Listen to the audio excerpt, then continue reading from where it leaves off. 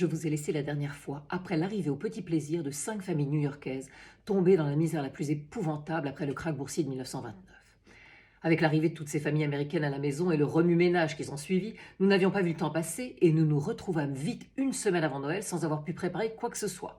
De plus, le gang des papas était revenu passer ce moment de fête avec leurs enfants respectifs, et cette fois-ci, Marmaduke avait amené avec lui sa femme Tracy et ses 2 filles, tandis que Sergei était avec Fabio et que Kwan était arrivé avec son adorable fiancée chinoise Mei.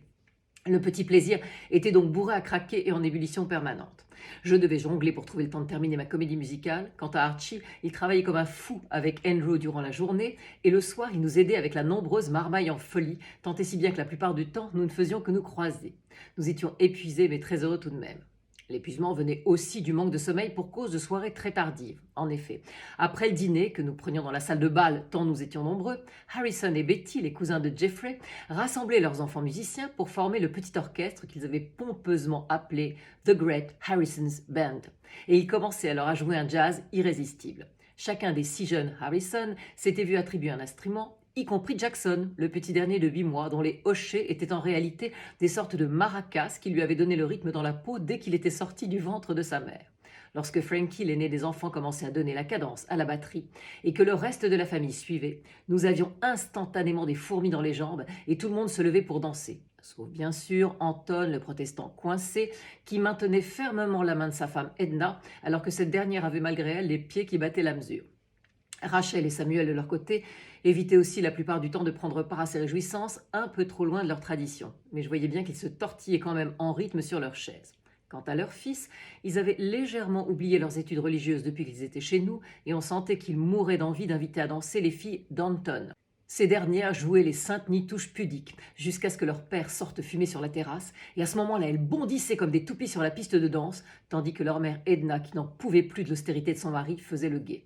Inutile de dire que lorsque les petits Harrison se mettaient à faire du jazz, aucun des autres enfants ne voulait aller se coucher.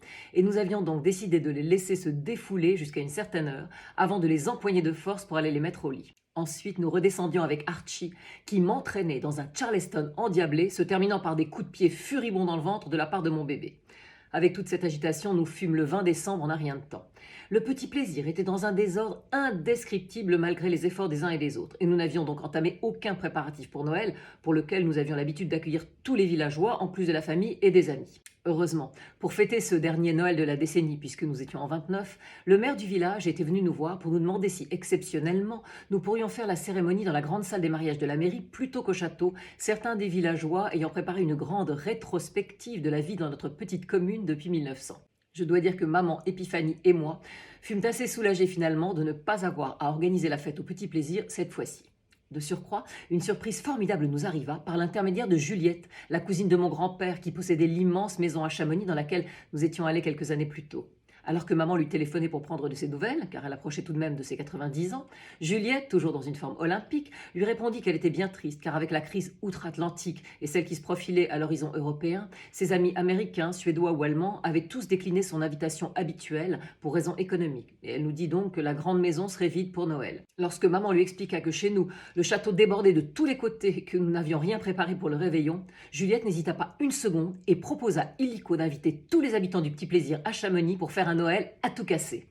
Une demi-heure plus tard, maman avait convoqué tout le monde au salon et lorsqu'elle annonça que nous étions tous invités au sport d'hiver, les réactions de joie furent telles que je crus que les murs du château allaient s'effondrer. En effet, à part Sergei et Fabio qui avaient déjà skié dans les Alpes italiennes, ou Marmaduke et sa femme qui, en riches héritiers, dévalaient tous les hivers les pentes enneigées du Vermont, aucune des familles new-yorkaises que nous avions recueillies n'avait eu l'occasion, ou les moyens surtout, d'aller à la montagne car les sports d'hiver restaient réservés à une élite.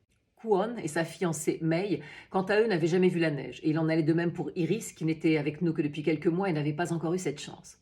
L'euphorie était donc à son comble. Immédiatement, ma mère appela Juliette pour lui dire que sa proposition avait été acceptée à l'unanimité et que nous pourrions nous organiser pour arriver la veille de Noël, ce qui enchanta notre vieille cousine. Je me rendis le jour même à la gare avec Épiphanie afin de réserver pour le 23 décembre un nombre ahurissant de couchettes, étant donné que nous serions une 50aine de personnes, en comptant les adultes et les enfants, pour faire ce voyage de nuit. Hélas, nous n'avions bêtement pas envisagé que d'autres voyageurs auraient envie de partir fêter Noël à la montagne, et il n'y avait donc plus aucune place dans les trains, sauf le 24 décembre au soir. Le guichetier nous dit, un sourire désolé aux lèvres, qu'il doutait que nous ayons envie de passer le réveillon de Noël dans un train de nuit. Cependant, lorsque je vis l'œil malicieux d'Épiphanie se mettre soudain à pétiller, je compris que c'était absolument ce que nous allions faire. Elle réserva tout un wagon-lit dans la foulée et nous rentrâmes triomphantes à la maison en annonçant que nous passerions sans doute la nuit de Noël la plus secouée de notre vie. Nous n'eûmes aucun problème pour atteindre notre wagon, tant les gens médusés nous laissaient passer. Puis très vite, certains voulurent nous suivre et s'accrocher à cette sorte de farandole joyeuse en chantant avec nous. Les années folles se terminaient brutalement avec cette crise de 29, et je pense que tout le monde sentait qu'il fallait profiter des moments de gaieté et de légèreté avant que la France ne connaisse elle aussi des temps bien difficiles.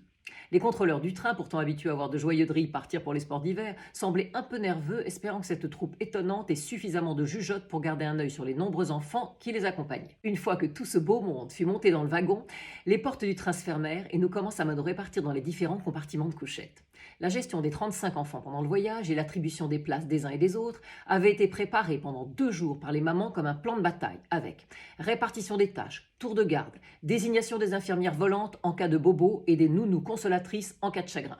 Les adultes se répartissaient par couple dans les couchettes avec leurs enfants respectifs et les célibataires rejoignaient les compartiments réservés aux femmes ou aux hommes. Enfin restait le problème des 5 garçons de Rachel et Samuel et des 4 filles d'Anton et Edna, que leurs parents ne souhaitaient pas laisser sans surveillance. Il fut donc décidé que les garçons dormiraient avec Samuel et les filles avec Edna, afin d'éviter tout rapprochement inconsidéré. Cette installation nous prit plusieurs heures, et nous finîmes enfin par nous rendre tous tardivement au wagon-restaurant dans lequel les convives avaient terminé de dîner. Nous fîmes alors une distribution générale de sandwichs et de gâteaux de Noël préparés par Sidonie et les jeunes filles du village, ce qui mit de très bonne humeur tous les autres voyageurs. Puis, ma grand-mère prit la parole, et tout en commençant à sortir d'une malle de nombreux costumes, elle expliqua à tout le wagon que dans la famille, nous faisions toujours une crèche vivante le soir du réveillon, afin de mieux ressentir l'esprit de Noël. Certains voyageurs préférèrent ne pas assister à ce moment historique et se retirèrent dans leur compartiment en levant les yeux au ciel. Épiphanie demanda alors à tout le monde de se serrer et de dégager un espace suffisant pour qu'y tiennent tous les protagonistes de la nativité. Iris incarnait Marie, et comme Joseph était censé être plus âgé qu'elle, c'est Archie qui endossa le rôle. Anton, le rabat-joie, se mit à s'indigner en disant que Marie n'avait pas à être représentée, car dans sa religion à lui, elle n'avait pas cette place ridicule. Iris cependant le regarda avec mépris et fit voler son voile, donnant l'air à la Vierge Marie d'une suffragette en colère. Pour faire le petit Jésus, le seul bébé que nous ayons avec nous était le petit dernier des Harrison, le fameux Jackson, de 8 mois qui jouait déjà des maracas. Et lorsque Samuel comprit que Jésus serait noir, il hurla à son tour en disant que Jésus était juif, pas noir. Sur ce, Sergueï, que tout ça amusait beaucoup, mit son grain de sel en disant qu'il était de notoriété publique que Jésus était russe, ce qui cloua le bec à Samuel de stupeur. Mes enfants, eux, avaient également revêtu des costumes apportés par Épiphanie. Flora faisait l'étoile du berger, aussi ravissante à 11 ans que ma mère ne l'était habituellement dans ce rôle. Et Rocky, Saskia et Tao jouaient les rois mages, même si Rocky râlait comme un vieux type blasé en disant qu'à 5 ans, il avait passé l'âge de se déguiser. Enfin, pour tous les petits-enfants des familles américaines, ma grand-mère avait trouvé des tenues de personnages bibliques qui les mettaient en joie, même si la plupart d'entre eux ne comprenaient pas grand-chose à l'histoire. Notre crèche vivante eut bien du mal à se maintenir en place religieusement, car les secousses du train projetèrent Iris en Marie sur le torse d'Anton, ce qui le fit bégayer d'affolement, tandis que le petit Jackson atterrit dans les bras de Rachel, totalement attendri devant cet adorable petit Jésus tout noir, malgré l'air courroucé de son mari. Vera, la jeune serveuse dont le mari s'était suicidé, voltigea vers Paul, le jeune veuf inconsolable, qui devint rouge tomate de serrer ainsi cette jolie jeune femme. Et les filles d'Anton se frottèrent inopinément au garçon de Samuel durant toute la cérémonie à cause des chaos qui avaient bon dos. Bref, heureusement qu'aucun curé n'était dans les parages pour assister à cette version revisitée, surtout lorsque le Harrison Bands se mit à entamer des gospels de Noël qui se transformèrent rapidement en standards de Broadway lorsque le petit Jésus se mit à agiter frénétiquement son hocher en rythme. Tout le wagon chantait et dansait, et nous aurions continué toute la nuit si à 2 heures du matin l'un des contrôleurs n'était pas intervenu en sommant d'arrêter cette musique de sauvage, sinon il tirerait lui-même la sonnette d'alarme. Dépité, le Great Harrison's Band rangea ses instruments, et maman, Épiphanie et moi fîmes le tour des compartiments afin de souhaiter bonne nuit à tout le monde, ajoutant qu'il fallait prendre des forces pour pouvoir profiter des joies de la neige dès le lendemain matin. Par miracle, le silence se fit assez vite, hormis quelques messes basses de ci de là, et tout le train sombra enfin dans le sommeil. De mon côté, bien qu'étant dans les bras d'Archie, je ne parvenais pas à dormir, car trop de souvenirs remontaient à la surface. En effet, je n'étais pas retournée à Chamonix depuis le jour de l'an 1921, soit 9 ans auparavant, et c'était les dernières vacances au sport d'hiver que Flora et moi avions passées avec Max, mon mari et son papa, puisqu'il s'était tué en avion 1 an plus tard. Et le souvenir de ce séjour chamonixien me laissait un drôle de goût qui ressemblait fortement à la culpabilité. Car c'était cette année-là, à Londres, que j'avais croisé un adorable Écossais prénommé Archie et que le destin l'avait précisément remis sur mon chemin à Chamonix pour ce fameux jour de l'an 1921. Cet homme que je connaissais à peine m'avait fait le serment que nous serions ensemble un jour, même si je n'étais pas libre à l'époque. Et il avait raison, puisque c'était précisément lui qui me tenait en cet instant dans ses bras. Cependant, je ne parvenais toujours pas à comprendre comment j'étais tombée amoureuse de lui à ce moment-là déjà, alors que j'aimais Max profondément. J'avais l'impression qu'un sortilège était tombé sur Archie et moi, comme si nous étions liés depuis la nuit des temps, même si cette idée peut paraître absurde à la plupart des gens. La mort accidentelle de Max, un an après, m'était apparue alors comme une punition divine. Et 9 ans plus tard encore, dans ce train qui nous emmenait vers ce lieu de souvenir, je me disais que la vie nous jouait sans cesse de drôles de tours, en donnant puis en reprenant ce qu'elle voulait, qui elle voulait et quand elle le voulait. Après plusieurs heures d'insomnie dans une minuscule couchette, auprès d'un Archie ronflant comme un bienheureux, je décidai à l'aube de sortir de notre cabine pour me dégourdir un peu les jambes, car notre arrivée n'était prévue que 2 heures plus tard. Je me mis donc à suivre tout le couloir en faisant des mouvements de gymnastique un peu ridicules, mais très efficaces. Je passais devant les portes fermées des couchettes, y compris celle dans laquelle se trouvaient Iris et mes enfants, et pas un bruit n'en filtrait. Je décidai donc d'aller en sautant d'un pied sur l'autre jusqu'au bout du couloir, puis de revenir auprès d'Archie en espérant pouvoir somnoler un peu jusqu'à notre arrivée en gare. Juste avant de faire demi-tour, je jetai négligemment un regard vers la porte du dernier compartiment qui était entr'ouverte. Je ne me souvenais pas l'avoir attribuée à quelqu'un lors de notre distribution des places et je m'apprêtais à repartir lorsqu'une chaussure par terre attira mon attention.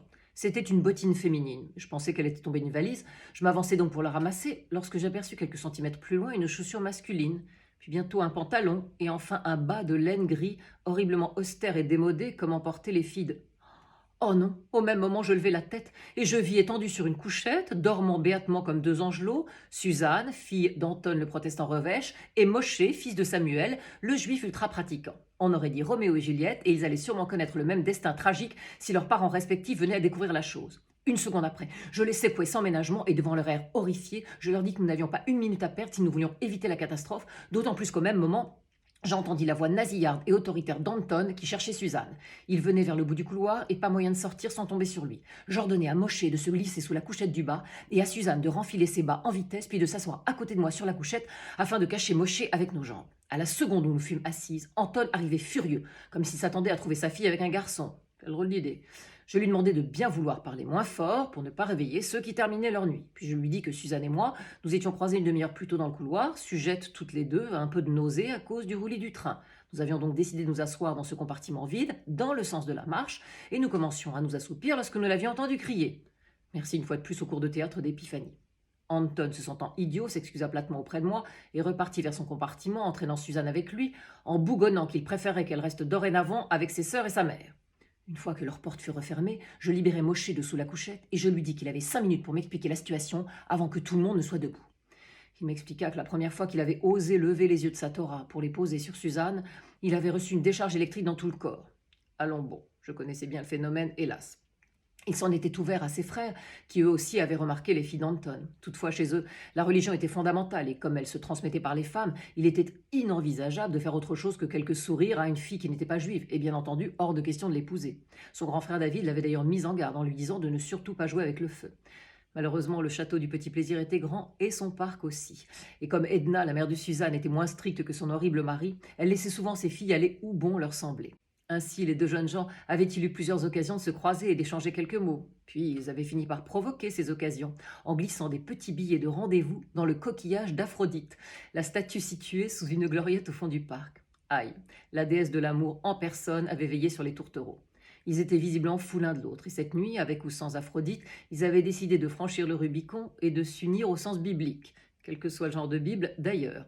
À ce moment précis du récit de Mosché, le contrôleur entra dans notre wagon en annonçant que nous arrivions dans 10 minutes. Il fallait que je me dépêche de rejoindre mon compartiment pour réveiller Archie et ensuite aller aider Iris à préparer les enfants. Avant de laisser Mosché, je lui promis que je ferais de mon mieux pour arranger les choses. Toutefois, je n'étais pas certaine que la prochaine partie de boule de neige entre Anton et Samuel ne se termine pas en lancer de couteau. Nous semblions déjà engagés sur une pente glissante sans même avoir chaussé les skis, et je ne savais pas encore que nous allions frôler l'avalanche. « Oui, Archie, vous adorez les wagons-lits avec moi. Oui, moi aussi. Le roulis vous fait des trucs. » Bon, Archie, à votre âge, allons. Bon, j'arrive. Je vous dis à très vite pour la suite de mes aventures. Upside down.